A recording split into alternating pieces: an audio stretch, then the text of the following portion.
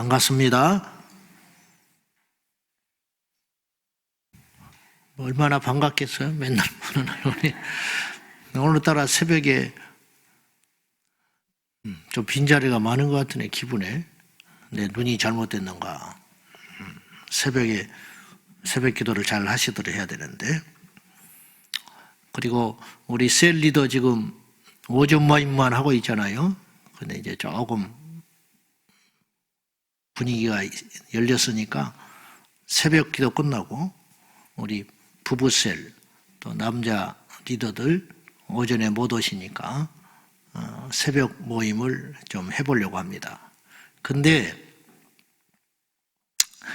자꾸 머리를 쓰니까 여러분들이 그 오전에 올 수 있는데 새벽에 와서 때우고 가시는 분이 있는 것 같아요. 그러면 안 해요. 그러니까 그걸 안 한다고 전제하고, 그러니까 어쩔 수 없는 분만 새벽 모임을 하자 이 말이에요. 왜냐하면 새벽 모임은 시간을 절반도 못 갖습니다. 출근들 하셔야 되니까. 그러니까 이제 대거 오전에 하는 분이 새벽으로 가버렸다 그러면 안 합니다. 그러니까 그렇게 안 한다고 약속하면 할 테니까. 무슨 말인지 아시겠죠? 내가 병이 생겼는데 의심병이 생겼어. 못 믿겠어. 자, 어쨌든 그렇게 아시고 광고 차후히 하겠습니다. 에베소서 1장. 에베소서는 아시는 대로 옥중서신이라고 그래요. 옥중서신이 4권의 책이 있습니다. 바울 서신 중에 에베소서, 빌립보서, 골로새서, 빌레몬서 이 4권이 옥중서신을 썼는데, 이 옥중서신이라는 것은 사도 바울이 3차 전도여행을 하다가 잡혀가지고 로마로 압송을 됩니다. 그래서 이제 로마에 들어가게 됐는데 사도행전 28장에 어떻게 끝나냐면 이태 동안 약 2년 동안 그 구류 상태에 있어요. 그러니까 생각하는 감옥에 혼자 자유롭지 못하게 한 게 아니고 정식으로 형을 받기 전에 구류 상태에서 2년 동안을 밖에 외출은 못하지만 다른 사람의 방문을 받는 그런 상태로 있다는 것으로 사도행전 28장이 끝나요. 그러니 그 2년여 동안에 이제 이 4권의 서신을 쓴 것입니다.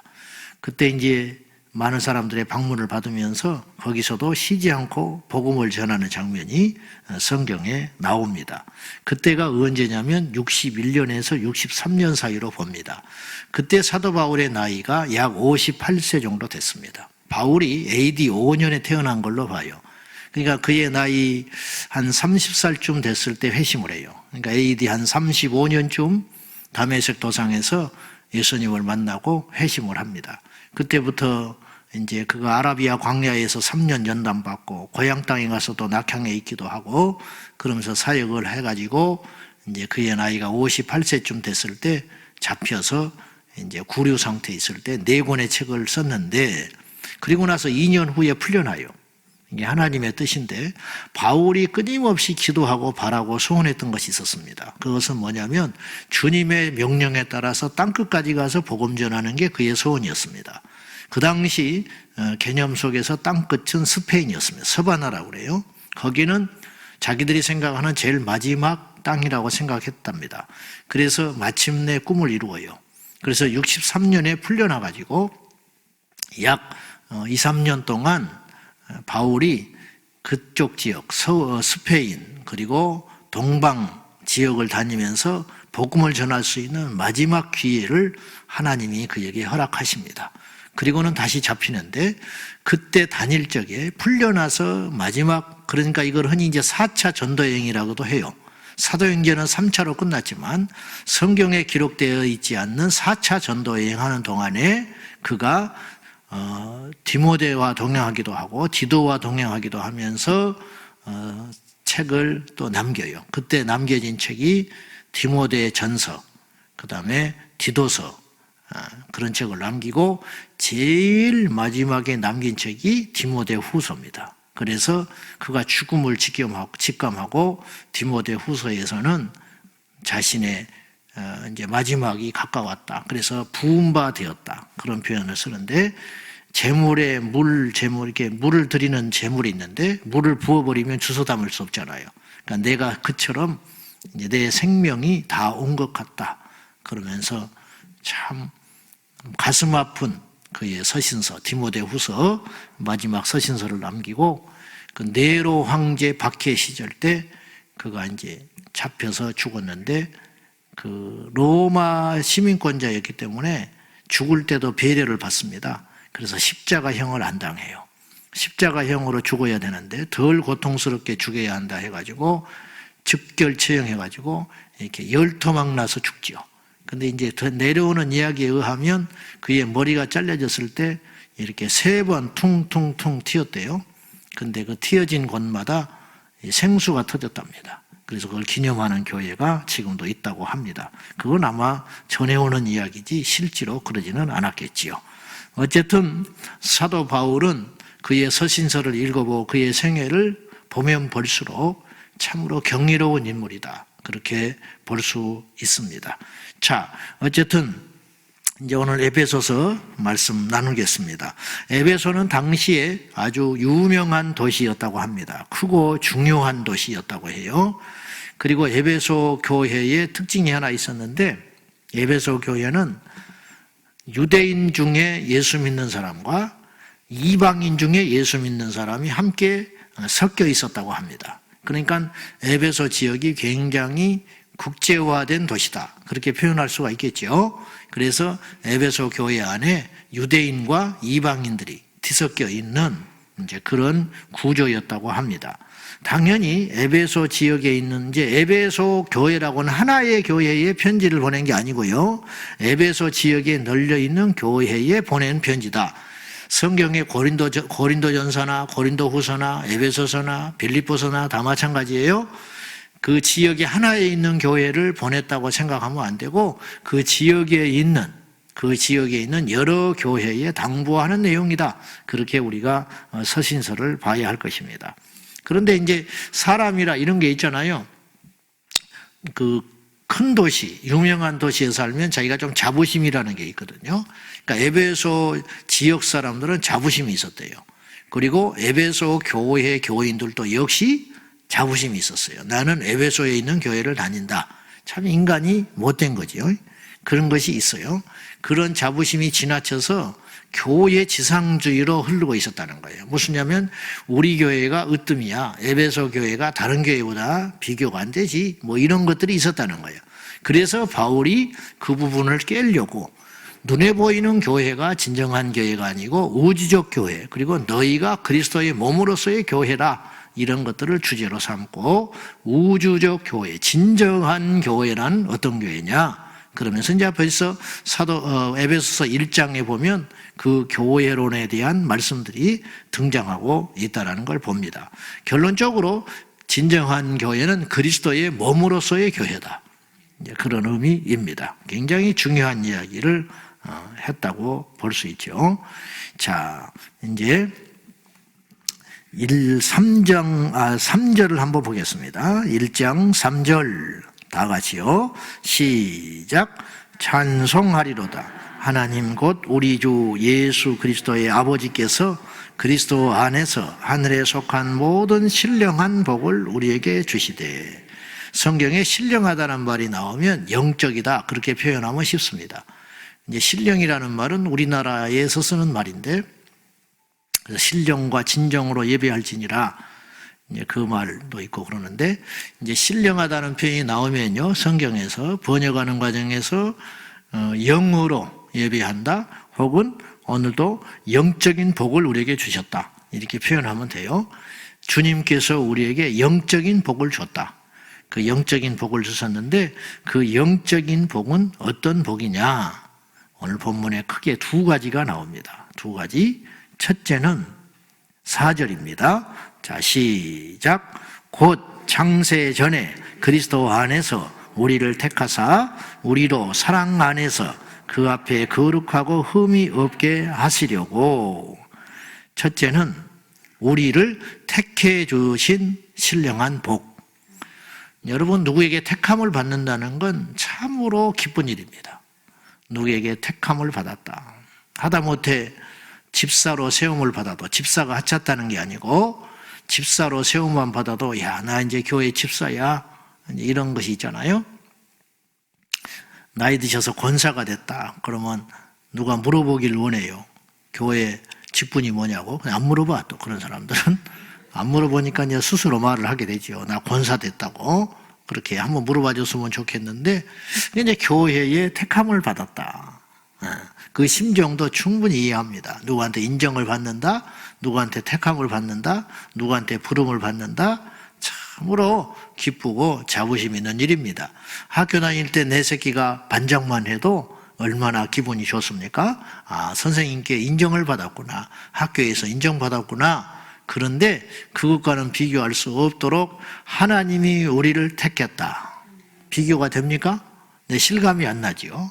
왜 실감이 안 나냐면 당장 우리의 피부에 와닿는 어떤 신분의 변화나 그런 것이 없기 때문에 그것이 실감이 안 나는 것인데 참으로 이것은 놀라운 일이고 천사나 마귀나 악한 영의 입장에서 볼 때는 도무지 감당할 수 없는 시기 질투의 대상이 되는 거예요. 그래서 천사는 우리를 시기하지 않지만은 세상에 있는 영은, 악한 영은 우리를 시기 질투하고 우리를 덤벼든다 이 말이에요. 우리가 잘한 게 하나도 없는데, 우리도 죄인이었는데, 우리도 악한 자였는데 일방적으로 하나님이 우리를 딱 뽑아가지고 선택해 주셨다? 이해할 수 없는 일입니다. 이해됩니까? 너무 큰 것은요 거저받는 거예요. 태양의 해를 그리고 공기를 거저받는 거예요. 작은 것은 대가를 지불하여 받지만 큰 것은 거저받는 것입니다. 그렇지 않습니까? 그래서 우리 주님께서 더 놀라운 것은 창세 전에 우리를 그리스도 안에서 택했다는 거예요. 그러니까 우리의 시간적 개념과 우리의 능력으로는 계산도 안 되고 이해할 수 없는 거예요. 우리가 이 땅에 오기 전부터 이미 우리는 오게 되어 있다고 정해진 존재라는 거예요. 이해가 되냐 이 말이에요. 남자와 여자가 결혼을 해서 아이를 출산하는 것 같은데 그게 아니고 하나님이 우리에게 생명을 주셔서 이 땅에 보내주셨다. 그리고 그것도 이미 이 세상 만물을 만드시고 우리를 택하기로 결정하신 게 아니고 이 세상 만물을 천지를 창조하시기 전에 우리를 먼저 택해 주셔서 그리스도 예수 안에서 구원하시기로 작정하셨다, 예정하셨다. 이해가 되냐 이 말이에요. 실감이 나지 않아요. 철저히 하나님이 계획하셨다는 거예요.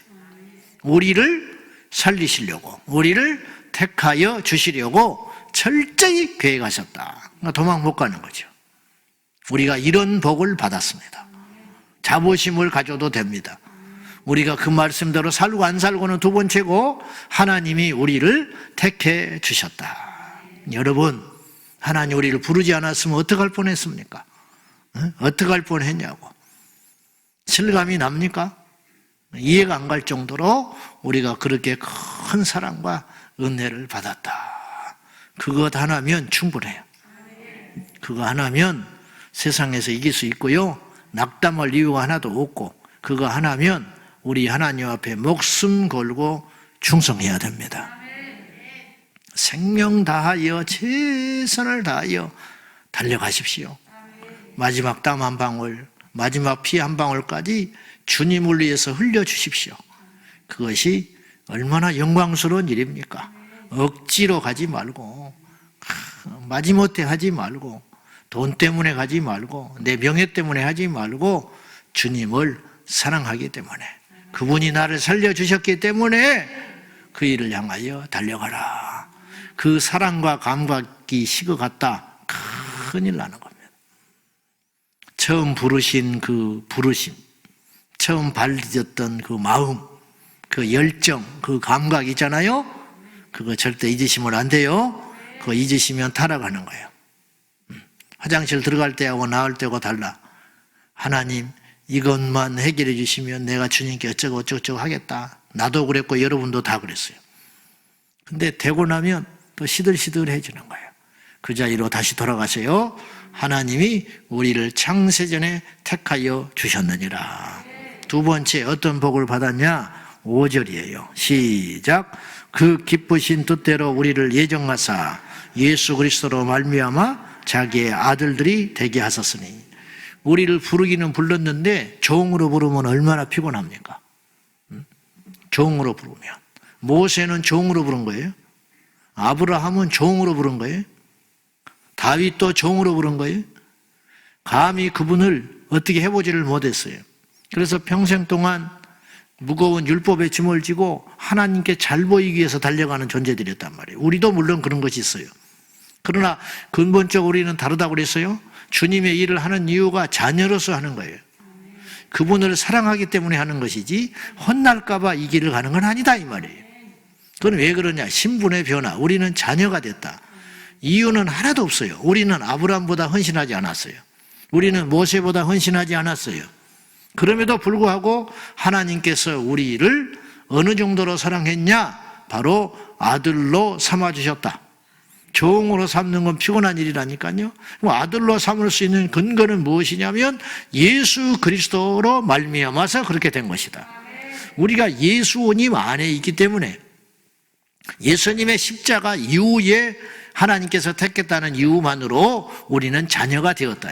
그 자녀의 권세로 예수님의 이름을 마음껏 사용하여 기도하게 되었고, 여러분 구약의 사람들도 기도는 했지만 예수님의 이름을 몰랐어요. 예수님의 이름으로 기도할 수 있는 권한은 없는 거예요. 구약의 사람들도 능력은 있었지만 예수님의 이름으로 악한 영과 귀신을 쫓아낼 수 있는 능력은 주시지 않았어요. 그러나 예수님은 오늘 우리에게 그 이름을 주사 그 이름으로 구하라. 예수님의 요한복음 14장에서 이제까지는 구하지 않았으나 이제 구하라. 내 이름으로 구하라. 그러면 무엇이든지 주리니 예수님의 이름으로 구해라. 너는 내 아들이니까. 베너라는 영화를 보면 그 주인공 베너를 로마의 집정관이 그로 인하여 생명을 살림을 받고 그를 아들로 삼습니다. 아들로 삼을 적에 반지를 그의 손에 쥐어줘요. 그리고 집정관의 아들이 돼버린 거예요. 그 로마 황제를 만납니다. 분명히 찜찜해요. 유대인이야.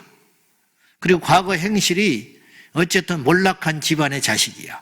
근데 알면서도 건드리지를 못해. 그의 평생의 대적자 메살라가 베너를 건드리지를 못해. 왜냐? 집정관의 아들이 돼버린 거예요. 자기가 죽이려고 감옥에 보내고 그 집안을 몰락시키려고 했는데 알고 봤더니 그가 집정관의 양아들이 돼가지고 떡 나타나니까 어떻게 해보지를 못하는 거예요. 죽이고 싶은데 죽이지를 못해. 이렇게 아들의 권세는 큰 거예요. 피 한 방울이 섞이지 않았는데 집정관이 아들로 삼으니까 종으로 삼지 않고, 이 베너가 종으로 삼아도 감사할 일이에요. 그런데 아들로 삼아버린 거예요. 그리고는 그날부터 완전히 다른 삶을 살게 되는 거죠. 우리도 마찬가지라는 거예요. 그런 자부심을 가지셔야 됩니다. 여러분, 세상살이가 힘들고 가난하고 상처가 있고 어렵다고 하는 것과 별개로 우리는 하나님의 아들과 딸이 되었다라고 하는 영적 자부심 가운데 승리하는 저와 여러분이 꼭 되시기를 축원합니다. 부족한 건 부족한 것이고 아들로서 부족한 것이다 이 말이죠. 하나님 앞에 변화되지 않는 것은 변화되지 않는 거예요. 그러나 그건 아들로서 변화되지 않는 거예요. 아들이 종만도 못할 때가 있어요. 아들이 종보다 총기도 떨어지고 아들이 종보다 게으르고 아들이 종보다 부모의 마음을 속을 썩일 수 있어요. 그렇다고 해서 부모가 아들을 종과 같이 다루진 않아요. 아들을 연단하지요. 아들을 고생을 시키지요. 아들에게 밥을 안 주기도 해요. 의도적으로 용돈을 끊어버리기도 해요. 혹독하게 고생을 시키기도 해요. 종은 군대를 안 보내면서 아들은 군대를 보내는 거야. 그러면 아들은 불평을 해요. 그러나 그것이 아니라는 거예요. 하나님 아버지 되신 여호와께서 우리를 다루실 때 아들과 딸로 연단하시고 다루고 계심을 믿으셔서 주님 안에서 그의 부르심에 합당하게 성숙한 삶으로, 성숙한 믿음으로 그분께 영광을 돌리는 저와 여러분이 되셔야 하겠습니다. 이렇게 불러주신 이유가 어디에 있냐 이 말이에요. 이 이유가 6절에 있습니다. 다 같이 시작. 이는 그가 사랑하시는 자 안에서 우리에게 거저주시는 바 그의 은혜의 영광을 찬송하게 하려는 것이라. 그의 사랑하는 자 그리스도 예수 안에서 우리에게 거저주신 바 은혜가 있다. 거저줬잖아요. 노력해서 얻은 게 아니에요. 우리가 이쁜 짓을 해서 구원받고 자녀로 부름받은 게 아니고 일방적으로 딱 찍어서 선택하여 자녀가 되었고 그 이후에 눈이 떠진 거예요. 우리가 하나님이 살아계시구나, 말씀을 통하여 하나님이 기뻐하시는 것이 이런 것이겠구나. 그래서 이제 그것을 기쁘게 해드리기 위해서 달려가는 것뿐이지, 그전에는 하나님과 담삼고 살았고 하나님이 기뻐하는 일이 무엇인지 또한 그분을 기쁘게 하려고 노력하지도 않고 살았다 이 말이죠. 근데 그분이 지극히 사랑하시는 자 하나님의 아들 그리스도 안에서 우리를 거저주시는 바 은혜로 말미암아 구원을 베풀어 주셨으니 그 이유는 무엇이냐? 그가 베푸신 은혜를 찬송하게 하려 하심이라. 이것이 우리가 살아가야 할 목적이라는 거예요. 이 백성은 내가 지었으니, 이사야 43장 21절에 이 백성은 내가 지었으니 지은 이유가 있다. 내 이름을 찬송하게 하려 하심이라. 아담과 하와를 왜 만드셨느냐? 아담과 하와가 하나님을 찬송하게 하려고. 음식을 먹으면서도 이 음식을 하나님이 줬어, 너무 감사하지. 아침에 눈 떠가지고 오늘 또 하루의 생명을 나한테 주셨어, 너무너무 감사하지. 지나가는 짐승을 보고 야야, 나는 하나님의 겉작품이고 작품이야, 너무너무 감사하지. 너희들은 말을 못하지, 나는 말을 해. 이게 하나님의 은혜야. 이렇게 하면 그분께서 흡족해 하신다 이 말이죠. 입 나와 있는 자식은 정말로 부모한테 불편한 거예요. 나는 우리 집이 너무 좋아, 엄마 아빠 너무 감사해요, 나를 이렇게 낳아주셔서 너무 감사해요. 나는 세상에 있는 집, 거대한 집, 큰 집 아무리 돌아다녀봐도 우리 집처럼 따뜻하고 좋은 집은 없는 것 같아. 그러면은 그 아비의 마음이 어떻겠냐 이 말. 눈물 날 정도로 고맙고 감사한 거지. 그럼 뭘 못 주겠냐 이 말이지. 미련한 인생들이 저부터 시작해서 이걸 모른다 이 말이죠. 맨날 입이 나와가지고 뭘 그렇게 달라고 그러는지. 무조건 입만 열면 달래. 아주 아침에 눈 떠서 저녁까지 달라고만 해. 그분의 은혜에 감사해 본 적이 있는가? 감사는 천국의 언어예요. 감사하는 자가 시험에 들겠습니까? 찬송이 다른 말로 감사예요. 그래 안 그래요? 찬송이 감사지. 그분께 감사하네. 너는 뭐가 그렇게 좋아? 아, 예수님 때문에 좋지. 뭐만 먹으려고 해도 감사기도, 어디 길을 가도 감사기도, 하나님 만드신 천지 만물을 보라. 난 지금 죽어도 여한이 없어. 하나님이 나에게 너무 많은 은혜를 줬어. 나는 내 자식을 하나님이 키워줬네. 내가 한 거 아무것도 없네. 왜 한 것이 없겠어? 뒷바라지 했죠. 근데 그렇게 생각하고 사는 거예요. 그것이 얼마나 우리에게 큰 영광이 되고 은혜가 되냐 이 말이죠. 우리가 그분을 높일 적에 그분의 이름이 영광을 받으시는 줄로 압니다. 오늘 하루 평생 그분의 이름을 높이십시다.